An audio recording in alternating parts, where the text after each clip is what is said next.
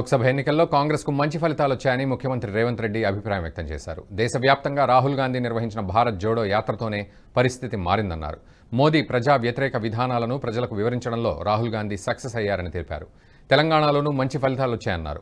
మా 100 రోజుల పాలనను ప్రజల ముందు పెట్టి ఓట్లు అడిగినట్లు గుర్తు చేశారు.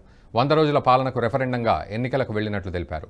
మా పాలన చూసే తీర్పు ఇవ్వాలని ప్రజల్ని కోరినట్లు చెప్పారు. 8 చోట్ల తమను 8 చోట్ల బీజేపీని గెలిపించారని సీఎం రేవంత్ రెడ్డి అన్నారు. పార్టీ 17 స్థానాలలో పోటీ చేసిన 16 కాదు 17 ఇట్లలో 8 సీట్లలో గెలిచినాము. ఫలితాలు అనుకూలంగా అనుకున్న దానికంటే ఎక్కువనే వచ్చినాయి. కానీ మేము ఎంతైతే కావాలనుకుంటున్నామో మా అభిమానులు ఎంతైతే ఫలితాలు మాకు అనుకూలంగా ఉండాలనుకున్నారో ఆ స్థాయిలో లేవు. కాబట్టి ఇప్పటివరకు 18 గంటలే పనిచేసినాం.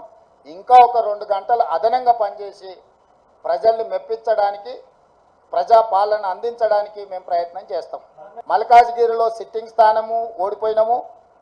అదేవిధంగా అదే మల్కాజ్గిరిలో ఉన్న కంటోన్మెంట్ శాసనసభను ఈరోజు లేని సీటును మేము గెలుచుకోవడం జరిగింది.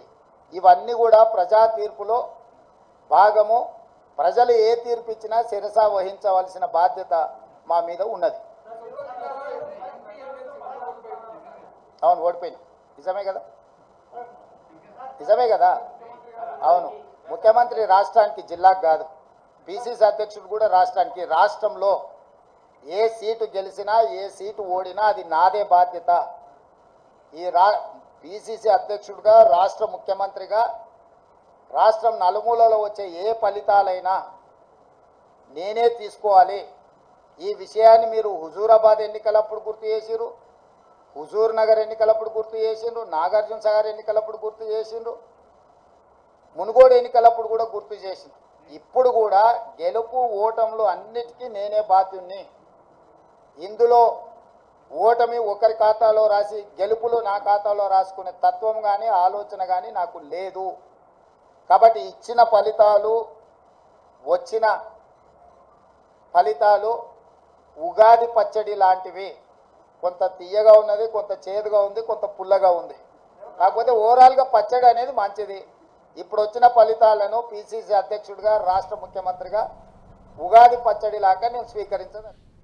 ఈ వీడియో మీకు నచ్చినట్టయితే లైక్ చేయండి, 10 మందికి షేర్ చేయండి. అలాగే కామెంట్ల రూపంలో మీ అభిప్రాయాలను మాతో పంచుకోండి. Nationalist hub group of channels ను సబ్స్క్రైబ్ చేసుకుని తెలుగునాట జాతీయవాద జర్నలిజాన్ని ప్రోత్సహించండి. ఈ వీడియో కింద ఉన్న బెల్ ఐకాన్ పై క్లిక్ చేయడం మర్చిపోవద్దు.